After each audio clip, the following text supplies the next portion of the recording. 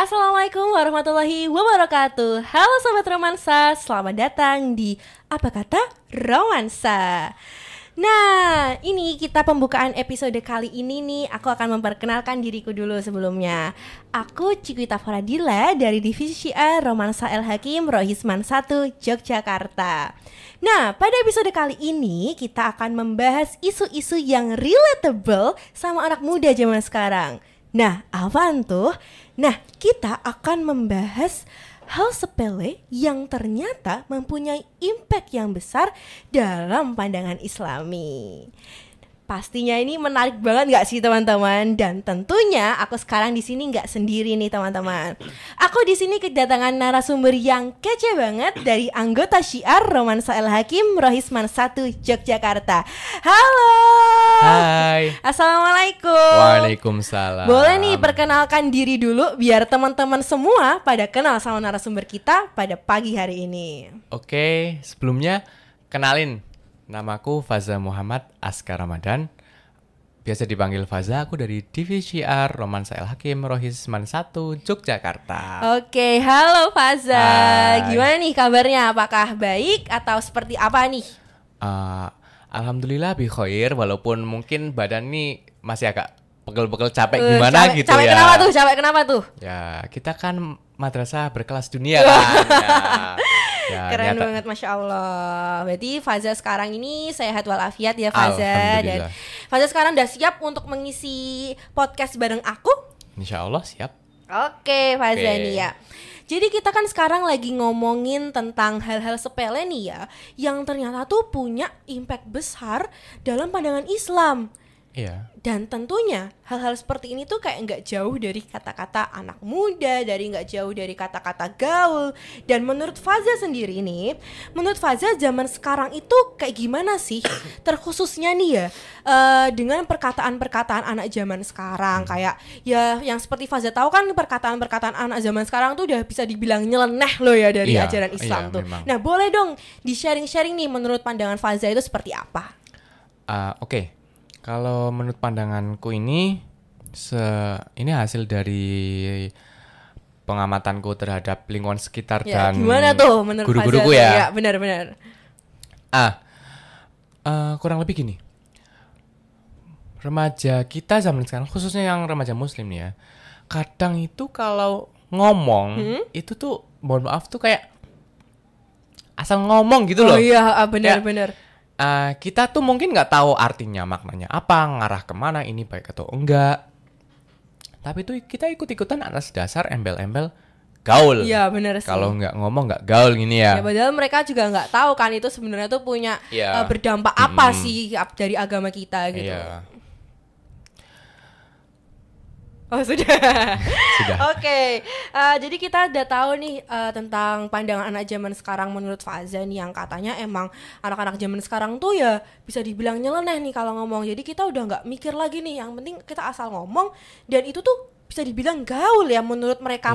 Padahal sebenarnya itu tuh bukan seperti itu definisi gaul yang seharusnya, nggak sih Faza? Iya. Nah, kalau menurut Faza sendiri nih, pasti kita ini udah nggak asing sama ya kata-kata gaul seperti mohon maaf loh ya, mohon maaf, yang viral nih kayak demi Alek atau ya iya. apalah Dan itu, sebagainya gitu ya. dan sebagainya. Nah, itu tuh menurut Faza tuh seperti apa sih, dan apakah bisa dinormalisasikan ya dalam pandangan kita, pandangan umat Muslim? Boleh dong di-sharing-sharing nih ke teman-temannya seperti apa? Tadi kan kamu udah nyinggung dengan kata Demi Alek. Demi ya. Di situ kan ada kata-kata demi.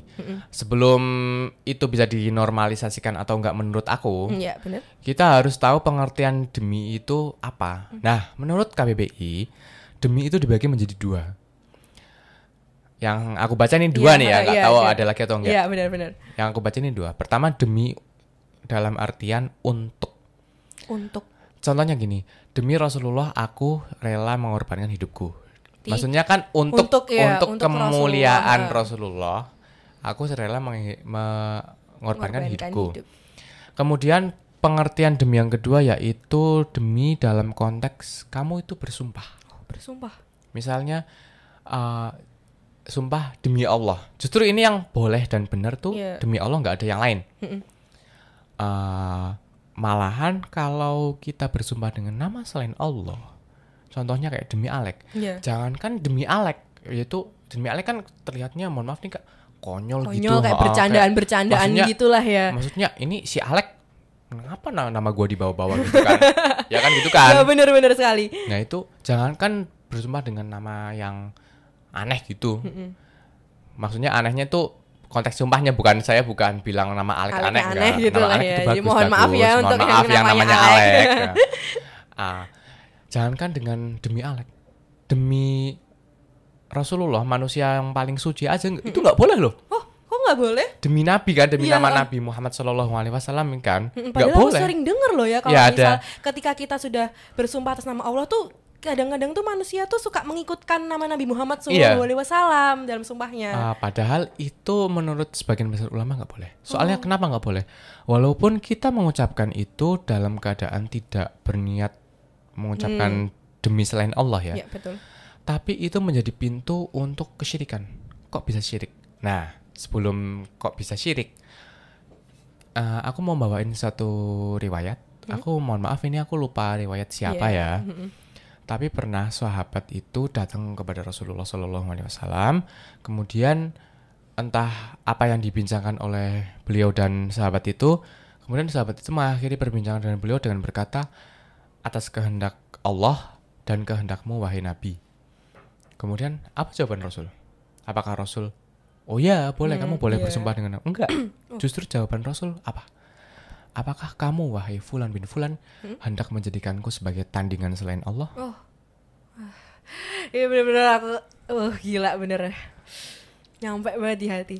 Iya, maksudnya walaupun itu bersumpah dengan nama manusia paling agung, paling suci, yang mana nggak ada manusia yang lebih terhormat daripada beliau kan. Bahkan kan dalam surah Al-Insyirah, kalau kita sering baca dalam salat kan, A'udzubillahi minasyaitonirrajim, wa rafa'na laka dzikrak. Yaitu apa artinya? Kami telah meninggikan bagimu sebutanmu. Maksudnya Allah telah meninggikan bagi Rasulullah Muhammad SAW nama beliau. Buktinya apa? Satu dunia menyebut-nyebut nama Muhammad. Bahkan menurut fakta, ini umum ya, bukan hanya menurut pandangan Muslim ya. Nama Muhammad itu adalah nama yang paling populer di Eropa Barat, mengalahkan nama William. Benar. Aku juga pernah dengar kalau nama Muhammad itu emang nama yang paling banyak dipakai gitu loh sama anak-anak. Bahkan nama nomor satu yang paling banyak dipakai oleh anak laki-laki di seluruh dunia. Bahkan nggak cuma Eropa. Shallu ala Nabi Muhammad. Allahumma sholli alaihi. Nah, tadi sampai apa ya? Tadi tuh sampai yang menurut pandangan ulama gitu. Walaupun nama Nabi Muhammad kan tidak bisa dipungkiri bahwa beliau adalah manusia paling suci yang kesuciannya benar-benar suci dari dosa dan perbuatan buruk dan hal-hal buruk. Benar sekali, aku juga pernah baca dulu kisahnya. Bahkan saking mulianya Rasulullah Muhammad SAW, beliau itu sampai dijuluki sebagai nabinya para nabi dan rasulnya para rasul. Karena apa? Nabi Muhammad adalah Sayyidul Anbiya wal Mursalin, pemimpin para nabi dan rasul, yang mana tidak ada satupun nabi yang bisa memberi syafaat atas izin Allah kecuali Nabi Muhammad. Bahkan nanti kelak di akhir itu semua manusia akan datang mulai dari Nabi Adam ke Nabi Nuh, berlanjut terus sampai Nabi Isa. Akhirnya di Nabi Isa itu dalam rangka meminta syafaat ya, memohonkan syafaat. Akhirnya di Nabi Isa bilang apa? Enggak, saya nggak mampu kasih syafaat karena saya merasa punya dosa terhadap Allah. Karena kenapa kok Nabi Isa? Kenapa tuh? Aku penasaran. Kenapa Nabi Isa menganggap beliau sendiri punya dosa terhadap Allah? Karena aku diperintah Allah, diutus Allah kepada Bani Israel untuk menyampaikan ajaran tauhid, yaitu sembahlah Allah Tuhanku dan Tuhanmu. Namun sayang, kaumku mengingkariku. Kaumku malah mengatakan aku sebagai Tuhan. Makanya Nabi Isa merasa tidak pantas. Padahal Nabi Isa kan salah satu rasul yang mulia kan? Iya, benar sekali. Nah, kemudian mintakanlah kepada Nabi akhir zaman Muhammad SAW. Nah, itu saking mulianya Nabi Muhammad. Namun kita tadi di pembahasan awal kita sudah tahu kalau Nabi Muhammad itu adalah manusia paling suci, yang mana tidak ada manusia yang lebih mulia daripada beliau. Betul. Bahkan makhluk paling mulia. Iya. Sebaik-baik ciptaan Allah. Tapi Nabi Muhammad itu tidak lebih dari seorang rasul.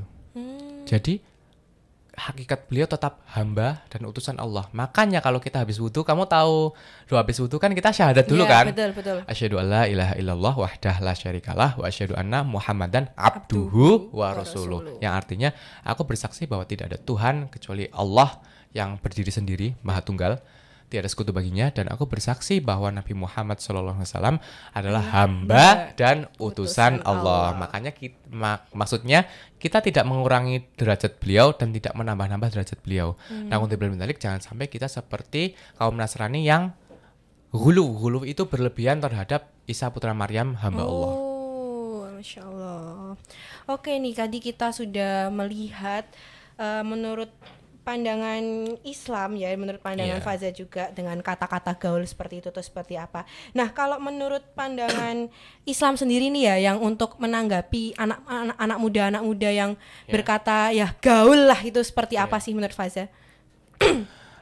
Islam sendiri itu menurut penjelasan para ulama Ahlussunnah wal Jamaah ya, ini tidak melarang umat Nabi Muhammad SAW untuk mengikuti zaman. Justru kita malah dianjurkan untuk mengikuti zaman. Buktinya kamu tahu masa kejayaan Islam atau the golden age of Islam di abad pertengahan ya kan? Baru di SKI kemarin kan. Iya, betul. Nah, di situ apa yang terjadi ketika ulama-ulama atau cendekiawan Islam mempelajari ilmu-ilmu pengetahuan? Gimana? Islam berkembang pesat. Iya, kamu tahu sekali. Peninggalan di Andalusia Spanyol? Apa itu? Masjid Agung Cordoba. Oh, Masya Allah. Sama Istana Alhambra. Iya. Itu bukti kalau Islam itu pernah mencapai zaman emas atau puncak kejayaan. Titik. Dan walaupun kita nggak bisa memungkiri kalau umat Islam itu sekarang tuh sedang merosot lagi ya. Iya, benar. Terutama langsung lah. skala selain merosot dalam, mohon maaf nih, dalam ilmu pengetahuan, kita tahu kan bangsa Barat sekarang menguasai ilmu pengetahuan itu kayak bisa dibilang kayak brutal gitu loh. Iya, benar-benar kayak yang tanpa kita pungkiri itu bisa kayak wah gitu loh. Masya Allah. Tapi yang harus kita yakini sebagai umat Muslim, yakin kalau Islam akan kembali jaya. Betul. Islam akan kembali berjaya, mencapai puncak kejayaan yang kedua. Ya, ini puncak kejayaan selama-lamanya sampai akhir zaman, dan semua kesyirikan akan musnah sebagaimana peristiwa Fathu Mekah yang berhala-berhala itu dihancurkan. Namun ini unik nih. Biasanya kan kalau ini agak ke sejarah sedikit ya. Boleh. Kita di sini ngobrolnya santai-santai aja. Flashback ke peristiwa Fathu Mekah. Itu kan biasanya kalau suatu penguasa menduduki suatu wilayah, itu kan akan terjadi pertumpahan darah. Iya, betul. Ada yang dibunuh, bahkan anak kecil sampai wanita kan, itu kan sebenarnya nggak boleh kan? Iya, betul. Nggak boleh dibunuh, bahkan pohon itu rusak kan? Iya, ini aku ngeri. Nah itu peristiwa Fathu Mekah tuh satu-satunya penaklukan yang dimana di situ tidak ada pertumpahan darah, dan itu dilakukan oleh siapa? Manusia paling suci, Nabi Muhammad SAW. Nah, karena kenapa? Berdasarkan penjelasan guru sejarah kebudayaan Islam yang ngajarin aku di MAN 1 Yogyakarta ini, di kelas dunia. Ya, berkelas dunia. Dalam kitab Khulasah Nurul Yakin, ini ada namanya kitab Khulasah Nurul Yakin. Itu kitab membahas tentang sejarah Rasulullah Muhammad SAW dari beliau lahir sampai beliau wafat. Nah, kemudian aku nih kan baru mempelajari jilid 2-nya nih. Jilid 2-nya itu membahas tentang banyak perang gitu. Dan fakta yang baru aku ketahui. Apa tuh? Ini. Apa itu? Kan, masih penasaran kan kalian semua? Jujur aku pernah kayak tersinggung gitu sama perkataan bangsa Barat yang bilang Islam tuh agama perang. Islam tuh mengajarkan kesesaat, kayak kekerasan. Gitu bahkan kan? sampai zaman sekarang pun aku juga sering mendengar di media sosial yang mengatakan Islam tuh kayak seperti ini, Islam tuh seperti ini, padahal tidak. Di kehidupan sehari-hari kita sama non muslim aja masih bersahabat, masih kan? Berteman. Bahkan aku juga punya banyak teman yang non muslim. Aku juga punya. Makanya kan kita kan justru Islam malah semakin bangsa yang tidak suka dengan Islam mengatakan Islam itu buruk segala macam. Justru itu semakin membuktikan bahwa Islam itu rahmatan lil alamin. Iya, benar sekali. Nah, kembali ke perang tadi Fathul Mekah bukan perang ya, penaklukan Mekah. Itu demi Allah tidak ada satupun darah yang tercecer. Bahkan setetes darah pun enggak ada. Kayak gimana kok bisa ya? Justru yang jadi korban dalam Fathul Mekah itu adalah berhala-berhala yang enggak bisa ngomong. Berarti berhala-berhala yang enggak bisa ngomong yang emang betul-betul enggak bisa apa-apa tuh jadi korbannya. Iya. Berhala-berhala enggak bisa ngomong tapi kok disembah. Iya. Nah, itu yang jadi korban malah berhalanya. Justru orang kaum musyrikin di Mekah itu sama Rasulullah diperintahkan untuk masuk ke rumah kalau kalian mau selamat. Dan itu benar. Memang semua selamat. Tidak ada satupun darah yang tercecer. Masya Allah. Nah, ini kaidah perang dalam Islam itu. Pertama, jadi gini, Islam tidak akan menyerang sebelum diserang. Dan Rasulullah itu perang untuk mempertahankan diri karena diserang oleh kaum musyrikin. Kamu tahu kan penindasannya kaum musyrikin terhadap umat muslim, bahkan sampai hendak membunuh Nabi kan? Bener. Itu seperti apa kan? Berarti kan boleh kalau membalas. Kalau yang nggak boleh itu, ini ada suatu kaum, mereka tuh nggak ngapain-ngapain kita, tahu-tahu kita nyerang, itu haram, nggak boleh. Kemudian di dalam perang itu nggak boleh membunuh anak kecil, wanita, dan bahkan tidak boleh melukai pohon. Nah, gitu. Gitu, oke. Nah, kita sudah tahu nih ya mengenai perkataan-perkataan gaul, mengenai bahasa-bahasa gaul nih dalam pandangannya Faza dan dalam pandangannya Islam itu sendiri itu seperti apa. Nah, kalau kita ngomongin tentang yang gaul-gaul, pasti ya teman-teman semua ini gak jauh-jauh dari lagu. Karena setahu aku ya, lagu itu tuh dia tuh memang mengikuti zaman sekali. Nah, kalau menurut Faza sendiri nih, menurut pandangan Faza ini memandang lagu-lagu zaman sekarang ini seperti apa coba? Kalau menurut aku sendiri, aku memandang lagu ya seperti pembahasan kita di awal tadi. Kalau nggak bisa dipungkiri kalau lagu-lagu zaman sekarang tuh nyeleneh. Nyelenehnya nih seperti apa coba menurut Faza kalau misal membicarakan tentang lagu? Walaupun aku nggak berani mukul rata nih ya, karena mestinya masih ada yang lagu-lagu yang benar. Iya, benar. Masih ada lagu-lagu yang baik. Namun kamu pernah kalau kamu TikTokers nih ya, anak TikTok nih ya, pasti nggak asing sama sound yang buat jedak-jeduk. Iya, apa? Yang itu bukan sih yang lagu sekolah minggu ya? Yang seperti yang kita singgung di awal tadi, lagu sekolah minggu kan untuk teman-teman kita dari kaum Nasrani, agama Nasrani ya. Kita dari yang dan itu nggak boleh diucapkan oleh kita. Nanti bisa mengganggu akidah kita. Padahal itu viral banget loh itu di TikTok, dan malahan FYP ku tuh ya selama itu viral tuh bener-bener FYP ku tuh full lagu itu semua, dan secara nggak langsung tuh aku juga mendengar lagu itu tuh seperti apa. Kalau misalnya kita mendengar nggak sengaja itu nggak apa-apa. Tapi kalau kita sampai mencari-cari, naudzubillah min dzalik. Jangan sampai lah ya. Pertahankan Islam sampai mati, karena Allah Ta'ala telah berfirman, a'udzubillahi minasyaitonirrajim, ya ayyuhalladzina amanu taqullah wala tamutun haqqa tuqatih wala tamutunna illa wa antum muslimun. Wahai orang-orang yang beriman, taatlah atau bertakwalah kepada Allah dengan sebenar-benarnya takwa, takwa itu melaksanakan semua perintah Allah dan meninggalkan semua larangannya, dan janganlah kamu sekali-kali mati kecuali dalam agama Islam. Kita berdoa kepada Allah, semoga Allah mematikan kita dalam keadaan Islam dan plus husnul khotimah. Amin ya rabbal alamin. Masya Allah sekali ya teman-teman. Oke, masih membahas soal lagu nih. Dan kita kan juga menurut pandangan Islam sendiri ya Faza. Nah, menurut pandangan Islam sendiri tuh kalau kita membicarakan lagu tuh seperti apa? Apakah lagu itu, mohon maaf ya, apakah lagu itu diharamkan atau lagu itu seperti apa? Bisa dong di-sharing-sharing nih ke teman-teman, karena aku yakin sekali nih ya teman-teman semua nih setiap hari bahkan tuh pasti mendengarkan lagu. Nah, termasuk Faza. Ya, termasuk Faza nih ya. Aku juga penikmat lagu. Menurut Hujatul Islam Al-Imam Al-Ghazali rahimahullah, beliau tidak melarang lagu ataupun musik. Bahkan beliau setiap hari diriwayatkan, mungkin dari para murid-muridnya ya, beliau itu setiap hari itu menyanyikan lagu. Ya jelas lagu yang beliau nyanyikan yang Islami nih ya, nggak mungkin kayak zaman sekarang nyeleneh lagi itu nggak mungkin. Nah, menurut Al-Imam Al-Ghazali rahimahullah, lagu itu diperbolehkan, tidak dilarang dan tidak diharamkan karena tidak ada nas atau keterangan secara qat'i yaitu saklek gitu loh. Terus nggak ada keterangan secara sharih yaitu jelas kalau musik dan lagu itu haram. Kecuali khamr. Misalnya aku ambil contoh khamr kan memang khamr itu lebih besar dosanya daripada manfaatnya. Ini isyarat kalau khamr itu haram secara mutlak. Iya, betul. Bahkan menyentuh saja itu kita tuh bisa dihukumi dosa loh. Oh, iya kah? Walaupun cuman kita, mohon maaf nih, nenteng botol aja nih ya, botol isi khamr, itu termasuk na'udzubillah min dzalik 10 orang yang mendapat laknat karena khamr. Ngeri. Ngeri banget kalau membicarakan soal seperti ini itu. Oke, bisa dilanjut teman. Oh iya, tadi sampai mana ya?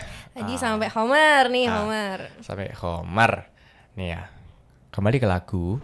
Lagu itu atau musik ini hukumnya digolongkan menjadi 3 sepengetahuan yang aku baca dan menurut sumber-sumber dari guru-guru agamaku. Yeah.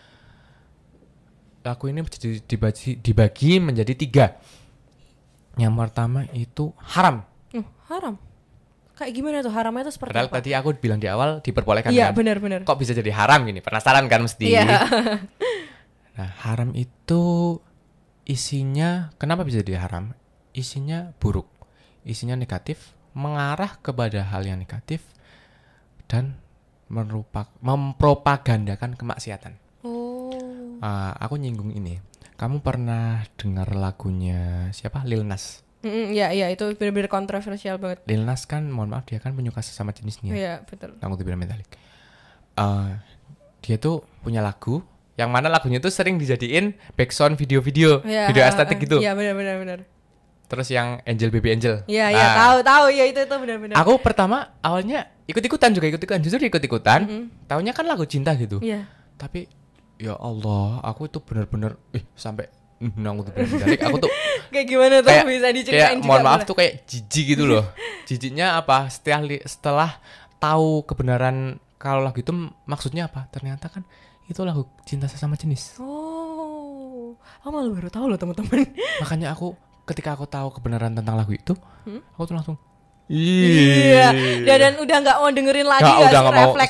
Padahal kan lagunya enak ini ya. Lagunya enak, bahkan aku kalau misal pulang sekolah ya, aku kan kalau pulang sekolah itu selalu dengerin lagu ya. Iya. Nah di jalan tuh kadang tuh kayak ya ke play lagu itu. Setelah aku tahu ini kayak, hah masa sih tenang kayak gini? Iya, makanya udah daripada udah jangan bahas itu lagi. Aku juga bahas itu, ingat itu Kak, kayak ya Allah, jangan sampai lah ya kita termasuk kaum seperti nah, itu. Udah jadi haram karena mempropagandakan kemaksiatan. Udah isinya buruk, isinya jelek, mengajak kepada kemaksiatan atau kejelekan gitu loh. Betul. Wah, udah jelas-jelas haram itu. Walaupun gak ada dalil qat'i yang ini tuh haram ini, tapi kan misalnya tadi kan kita menyinggung masalah Lil Nas percintaan sesama jenis kan ada ayatnya dalam Al-Qur'an Al-Isra 32 nih. Mesti ayat ini tuh familiar banget di telinga kita. Yaitu bunyinya apa? A'udzubillahi minasyaitonirrajim. Wala taqrabuz zina. Innahu kana fahisyatan wa sa'a sabila. Janganlah kamu mendekati zina. Zina itu enggak cuman zina sesama jenis. Zina sesama jenis, mohon maaf. Enggak cuman zina dengan lawan jenis suami istri ataupun cewek dengan cowok, enggak. Ternyata zina itu ada pembagiannya gitu loh. Zina itu bisa zina dengan sesama jenis, bisa zina dengan pikiran, zina dengan mata, zina dengan, mohon maaf, tangan. Itu ternyata bisa. Dan ya jangan sampai lagi, semoga Allah menjauhkan kita dari semua macam jenis zina lah. Ya, semoga kita dilindungi oleh Allah Subhanahu wa Ta'ala selalu sampai akhir zaman nanti ya teman-teman. Sampai akhir hayat kita. Nah itu jadi haram karena mempropagandakan perzinaan. Kemudian yang kedua hukumnya itu makruh. Makruh ini isinya baik. Isinya baik. Cuman misalnya kayak lagu cinta tapi yang konteksnya itu suami istri gitu loh. Bahas tentang cinta. Atau bahkan lagu qasidah atau sholawat, lagu religi lah. Namun kenapa jadi makruh? Makruh kan artinya yang dibenci atau tidak disukai kan, makruh. Kenapa tuh biar teman-teman semua di sini pada tahu. Itu jadi makruh karena bisa tergantung kitanya. Kan innamal a'malu binniyat. Segala sesuatu kembali kepada niatnya. Nah, kenapa jadi makruh? Karena itu kita bisa lalai dari sholat, dari baca Al-Quran. Padahal kan Al-Quran kan sebaik-baik bacaan kan, nggak ada tandingannya kan. Nah, dari zikir, dari sholawat, karena kita mendengarkan itu, makanya jadi makruh. Oh iya, emang ya, kalau kadang juga kalau misal kita udah keasikan sama dunia kita sendiri tuh kita sampai lupa sama apa kewajiban. Nah itu kan bisa dibilang makruh lah ya. Misalnya ya yang pernah terjadi sama aku juga nih ya. Lagi udah azan Allahu Akbar, masih yang game, ya dengerin lagu lah. Ini juga pasti yang aku yakin juga aku sendiri dan teman-teman semua pasti pernah merasakan ya. Ya namanya aja remaja gitu kan ya. Bener. Kemudian hukum yang terakhir itu mubah. Mubah atau boleh. Nah, kembali ke tadi, ke awal itu kan Hujatul Islam berkata kalau musik dan lagu itu diperbolehkan kan atau mubah. Nah, mubah ini ya syaratnya harus isinya baik. Isinya baik dan kebenaran kayak sholawatan gitu. Sholawatan qasidahan yang memuji Rasul, mendakwahkan Islam. Kayak kamu tahu itu enggak? Tola'al badru. Aku selalu dengerin itu kalau misalnya lagi Ramadan juga itu pasti ramai banget itu kan lagunya. Kisahnya kan ketika Rasulullah hijrah sampai di Madinah, kemudian penduduk Madinah dengan menyambut beliau dengan syair itu. Telah datang bulan purnama yang sempurna kepada kami. Nah, seterusnya. Itu boleh, mubah. Karena apa? Isinya kebaikan, kemudian mengantarkan kita kepada kebaikan. Kebaikan juga, iya benar. Kenapa? Misalnya tadi aku ambil contoh Tolong al-Badru nih. Yeah. Kan itu kan mengagungkan Rasul. Nah, dari Tolong al-Badru itu kita tergugah jiwanya untuk semakin mencintai dan merindukan Rasulullah Muhammad SAW. Semoga kita dapat syafaatnya kelak. Amin amin ya rabbal alamin. Nah itu yang boleh itu mengarah kepada kebaikan. Dan satu syarat lagi, walaupun ini adalah kebaikan, kita tidak boleh sampai dilalaikan dari kebaikan yang lebih utama. Misalnya sholat. Nah, kalau udah ada dengar adzan, entah kamu lagi baca Al-Quran. Bahkan kalau lagi baca Al-Quran, aku pernah diajarin sama guru ngajiku, kalau lagi baca Al-Quran, ada adzan, harus berhenti loh. Oh, berarti kita harus mengutamakan sholat, karena sholat itu emang yang paling pertama kan ya Faza? Ya, karena sholat itu kan bahasanya itu kayak jembatan antara kita dengan Allah. Ya, alat wong kita komunikasi sama sesama teman aja pakai alat gitu kan ya. Nah, sholat itu adalah alat untuk kita komunikasi sama Allah. Nah, aku pernah dengar pesan ini benar-benar wah apa tuh kayak kalau Faza udah seperti ini tuh rasanya tuh penasaran banget loh teman-teman. Di hatiku aku tuh tertampar, kayak gimana terpukul, itu? terjatuh, terguling-guling. Karena apa? Bunyinya gini, seburuk-buruk apapun kita, sebesar apapun dosa kita, walaupun dosa kita itu udah melebihi langit dan bumi, maksudnya kita tuh udah kalau di mana-mana manusia mohon maaf tuh hina banget. Karena bahkan sebesar misalnya ada dosa paling besar yang kita lakukan, naudzubillah min dzalik, itu pesannya apa? Jangan sampai sekalipun meninggalkan sholat fardu yang 5 waktu.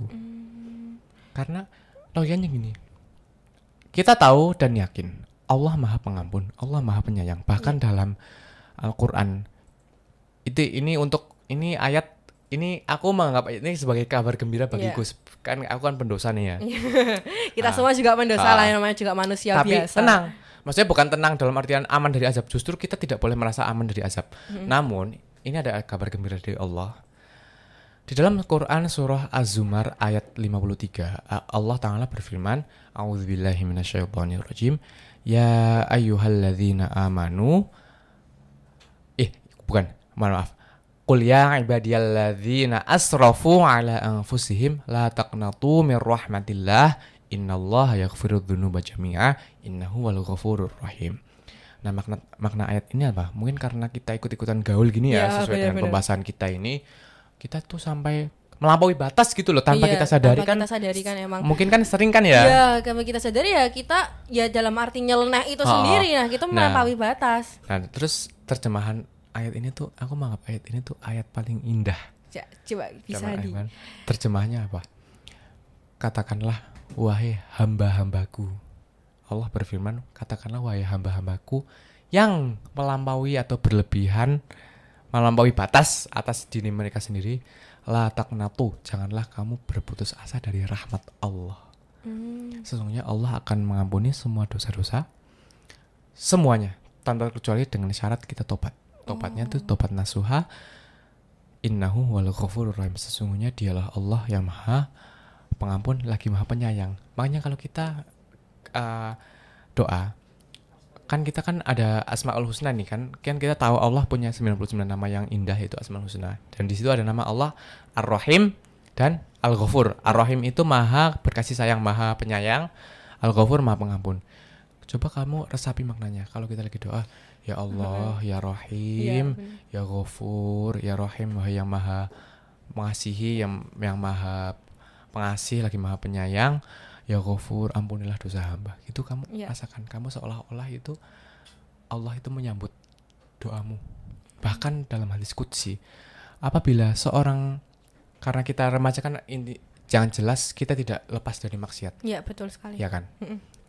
Aku nggak tahu maksiat apa yang udah aku lakukan. Mungkin aku nggak tahu Allah itu marah sama aku atau enggak. Tapi sebisa mungkin kita harus berhusnudzon. Pasti Allah ampuni, dah gitu. Bahkan pada suatu hadits qudsi, ini apa coba itu bisa diceritakan ke teman-teman semua. Indah banget maknanya. Apabila seorang hamba mengadu kepada Tuhannya, kepada Allah, menyeru Tuhannya, ya Rabbi, ya Allah Tuhanku, sampai 4 kali. Tetapi apa yang dilakukan oleh para malaikat di langit? Malaikat menutupi suara hamba itu,